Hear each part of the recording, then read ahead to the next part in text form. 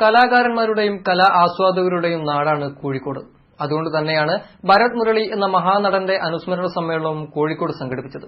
എന്നാൽ ടാഗോർ ഹാളിൽ നടന്ന അനുസ്മരണ സദസ്സിൽ മുൻനിര സീറ്റുകൾ ഒഴികെ ബാക്കിയെല്ലാം ശൂന്യമായിരുന്നു. തിരക്കുകൾക്കിടയിൽ മലയാളിയുടെ പ്രിയപ്പെട്ട നടനെയും കലാകാരനെയും ഓർക്കാൻ കോഴിക്കോട്ടുകാർക്ക് സമയമില്ലാതായിരുന്നു. ഭരത് മുരളി നമ്മെ വിട്ടുപിരിഞ്ഞിട്ട് ഒരു വർഷം തികഞ്ഞു. ഒരു നടൻ മാത്രമായിരുന്നില്ല മുരളി. നാടകപ്രവർത്തകനും സംഘാടകനും എഴുത്തുകാരനുമൊക്കെയായി ആ പ്രതിഭ കേരളത്തിന്റെ സാഹിത്യ രാഷ്ട്രീയ രംഗങ്ങളിൽ നിറഞ്ഞുനിന്നു. ആ മുരളിയെ അനുസ്മരിക്കാൻ എത്തിയതോ വിരലിൽ എണ്ണാവുന്ന ചിലർ മാത്രം. മരണം മറവിയുടെ ആദ്യത്തെ ഏടുകൾ തുടങ്ങുന്നു എന്ന് പറയാറുണ്ട്. പക്ഷേ മുരളിയെ കോഴിക്കോട്ടുകാർ മറക്കരുതായിരുന്നു. കാരണം കലാകാരന്മാരെ നെഞ്ചിലേറ്റിയ പാരമ്പര്യമാണ് കോഴിക്കോട്ടുകാർക്ക് പറയാനുണ്ടായിരുന്നത്. ഇവിടെ സംഭവിച്ചത് നേരെ വിപരീതവും. തിരക്കുകൾക്കിടയിൽ മലയാളി കലയെ മറന്നുപോയിരിക്കുന്നു. തിരക്കേറുന്നത് മറ്റു പല സ്ഥലങ്ങളിലും. കേരള സംഗീത നാടക അക്കാദമി ചെയർമാൻ എന്ന നിലയിൽ മാത്രമല്ല കോഴിക്കോട്ടുകാർക്ക് മുരളി പരിചിതനാവുന്നത്.